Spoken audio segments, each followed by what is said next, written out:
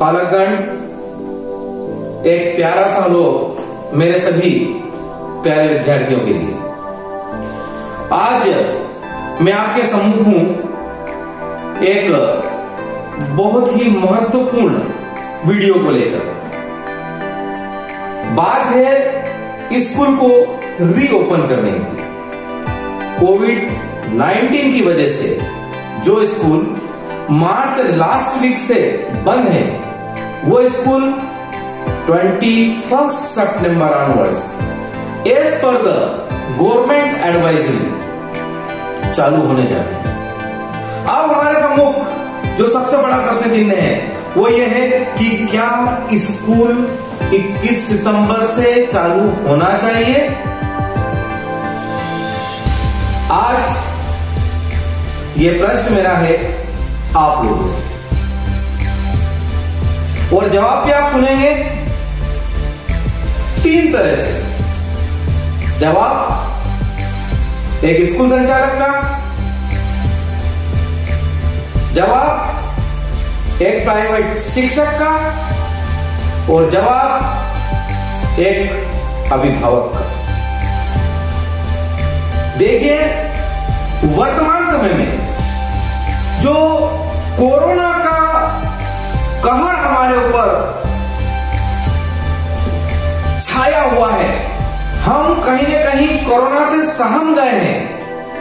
Corona के cases all over India में बहुत तेजी के साथ बढ़ते चले जा रहे हैं।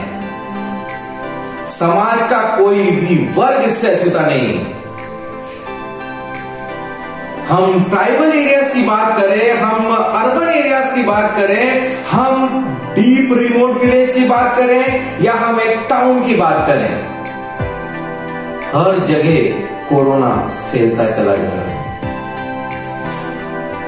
मेरे अनुसार यदि मैं एक स्कूल संचालक हूं तो शायद मेरा जवाब होगा यस, स्कूल खुलना चाहिए।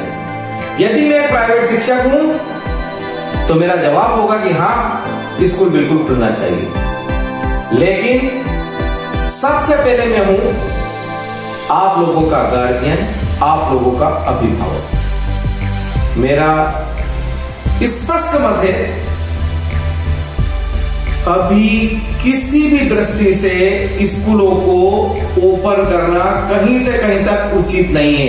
अरे क्या 9th, 10th, 11th, 12th वाले विद्यार्थी नहीं है? क्या वो हमारे बच्चे नहीं है? क्या उनकी जान जोखिम में नहीं है? ठीक है, मैं आपकी ये बात मान रहा हूं कि भाई इस एज के बच्चों में जो 15 साल, 16 साल, 17 साल के बच्चे हैं, उनके अंदर कहीं ना कहीं इम्यूनिटी पावर स्ट्रांग होता है। और शायद गवर्नमेंट ने इसी वजह से डिसीजन लिया है कि भाई कोविड के अंदर ये हो रहा है कि जिनकी इम्यूनिटी पावर बहुत स्ट्रांग है वो इस बीमारी से बच रहे हैं। लेकिन मुझे एक चीज बताइए कि वो बच्चा जब स्कूल के अंदर आ रहा है, ठीक है, हो सकता है कि वो बच्चा उस कोरोना से प्रभावित नहीं हो रहा हो, उसके ऊपर कोरोना असर नहीं कर रहा हो, लेकिन वो कैरियर बन सकता है, उस कोरोना का वाहक बन सकता है। जब वो बच्चा अपने घर पहुंच रहा है, उसके छोटे भाई बहन हैं, उसके माता पिता हैं, जो एटलीस्ट मैं जहां तक सोचता हूं 40+ के अंदर में हैं, उसके ग्रैंड पेरेंट्स हैं, तो इनकेस फिर क्या होगा?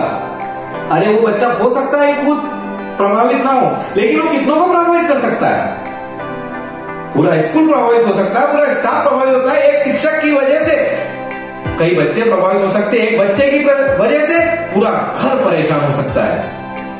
यदि आप मुझसे बोलेंगे कि भाई ये बीमारी कोई भयावह नहीं है, कोई प्रॉब्लम नहीं है, डेथ रेट बहुत कम है, तो मैं आपसे एग्री नहीं हूं। मेरे अनुसार ये बीमारी जितनी भयावह है, इतनी भयावह बीमारी मैंने अपने जीवन में इसके पहले नहीं देखी है। यदि आप ये कहना चाहते हैं कि टीबी से इतने मरीजों की मृत्यु हो रही है, कैंसर से इतने मरीजों की पर डे मृत्यु हो रही है, रोड एक्सीडेंट में इतनी मृत्यु हो रही है, तो मुझे बताइए इन सब केसेस के अंदर कहीं न कहीं हमारे पास समय है हमारे पेशेंट को देने का, हमारे पास समय है उनका इलाज करवाने का, हमारे पास समय है उनके सुख दुख में सहभागी बनने का। क्या इस कोरोना बीमारी में यह समय है आपके पास? बिल्कुल नहीं।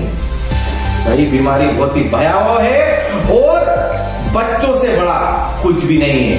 हम यदि बच्चों की एजुकेशन की बात करते हैं, हम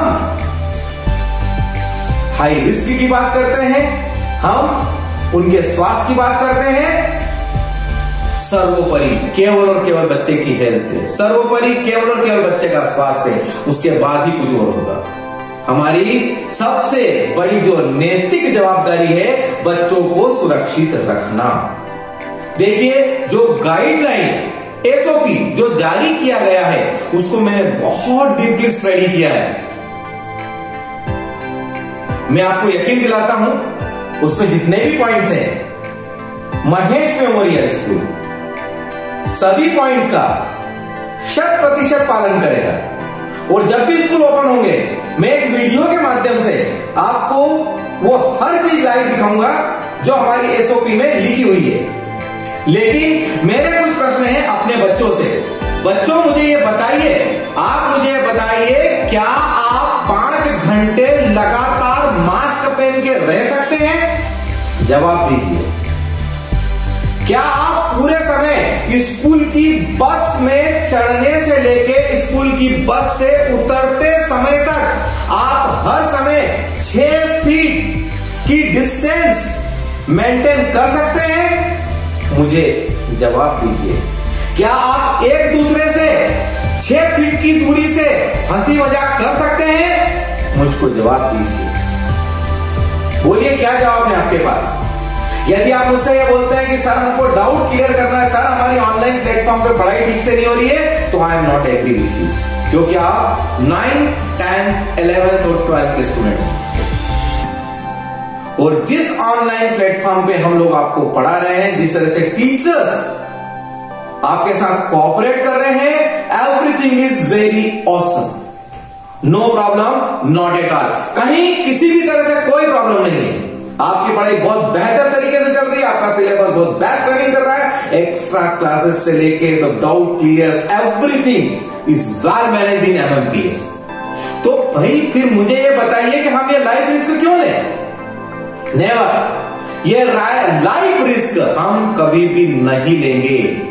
अरे आप प्राइसलेस हैं, आप कितने कीमती हैं आपके माता पिता के लिए, आप हमारे इस देश की धरोहर हैं, आप मुझे भी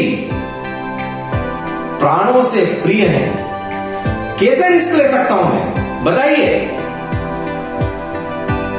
नेवर, नेवर, नेवर। मैं कभी भी आपके स्वास्थ्य के साथ कोई कॉम्प्रोमाइज कर ही नहीं सकता हूं। तो प्लीज रिमेंबर, स्कूल बिल्कुल चालू नहीं होंगे। आपको इसी ऑनलाइन प्लेटफॉर्म के ऊपर अपना बेस्ट करना है। Among you, many students, they are performing very well.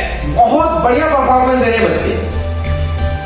कई बच्चे मैंने देखे हैं, आप तो 9th, 10th, 11th, 12th में पढ़ रहे हैं, आप बोल रहे हैं कि साहब हम पढ़ नहीं पाते हैं। अरे KG1 और KG2 के भी कई बच्चे इतनी बेहतर पढ़ाई कर रहे हैं, कई बच्चे नर्सरी में इतना बेहतर परफॉर्मेंस दे रहे हैं कि मेरे पास उनकी तारीफ में कोई शब्द नहीं है। तो क्या आप इस ऑनलाइन प्लेटफॉर्म पे रिजल्ट नहीं दे सकते? आप बिल्कुल दे सकते हैं। देखिए भाई, बच्चों में और बंदर में, बुरा मत मानिए, बच्चों में और बंदर में कोई अंतर नहीं है, राइट? मुझे बहुत अच्छी तरह से मालूम है, 35 साल हो गए आप लोगों के बीच में, राइट? अरे भाई 35 साल हो चुके हैं, 35 इयर्स। मुझे बहुत अच्छी तरह से मालूम है, एक एक स्टेप्स मालूम है स्कूल में बच्चों के आने के बाद क्या क्या होता है। मुझे बहुत अच्छी तरह से मालूम है कि जो मापदंड गवर्नमेंट ने निर्धारित किए हैं, भाई देखिए, नियम का बनना कुछ एक अलग बात है, उस नियम का पालन करना कुछ अलग बात है। जो भी नॉर्म्स गवर्नमेंट में निर्धारित किए हैं वो आप लोग बिल्कुल भी फॉलो नहीं कर पाएंगे, और हम लोग चाह कर भी आपसे फॉलो नहीं करवा पाएंगे। अरे एक चीज बताइए भाई, नियम तो बनते हैं। अरे हमारे देश में कई तरह के नियम है, क्राइम को रोकने के लिए कई नियम है। पुलिस लगातार काम कर रही है, तो क्या क्राइम रुक गया है? क्या बिल्कुल नहीं रुका है। नियमों से कोई डर गया है कि भाई उसने ये नियम बनाए, रूल बनाए, बहुत स्ट्रिक्ट है, तो भाई हमको ये क्राइम नहीं करना? नहीं, सब कुछ एज इट इज चल रहा है। ओके, तो वो तो जब क्राइम एज इट इज चल रहा है, तो यहाँ तो बात है एक social distancing maintain, physical distance maintain करने की। कैसे पॉसिबल है आप लोगों के लिए? आई डोंट थिंक सो कि आप कर पाएंगे, आप बिल्कुल नहीं कर पाएंगे। आज कंडीशन जो कोविड की है, 1 लाख केस आ रहे हैं हमारे भारत देश में, वर्ल्ड में नंबर 2 पोजीशन। बहुत जल्दी हम बनेंगे नंबर 1। ऐसी क्रिटिकल कंडीशन के अंदर लगभग 80,000 के आसपास death, 1 lakh patient per day, और हम ये विचार करें कि आप हम स्कूल चालू करें और आप लोग स्कूल आए, it is not possible. Last में मैं आपसे बस इतना ही कहना चाहूंगा कि आपका स्कूल दशहरे तक बिल्कुल चालू नहीं होगा किसी भी कक्षा के लिए, not for the 9th, not for the 10th, not for the 11th and not for the 12th। दशहरे पर हम देखते हैं कि कोविड की कंडीशन क्या रहेगी और उसके अकॉर्डिंग हम हमारी नेक्स्ट एडवाइजरी जारी करेंगे स्कूल रीओपन की। तो प्यारे बच्चों, अंत में बस एक ही निवेदन, कोविड से बच के रहें, फिजिकल डिस्टेंसिंग मेंटेन करें, मास्क का प्रयोग करें, अपने हाथ को बार बार धोते रहें, आप स्वयं अलर्ट रहें,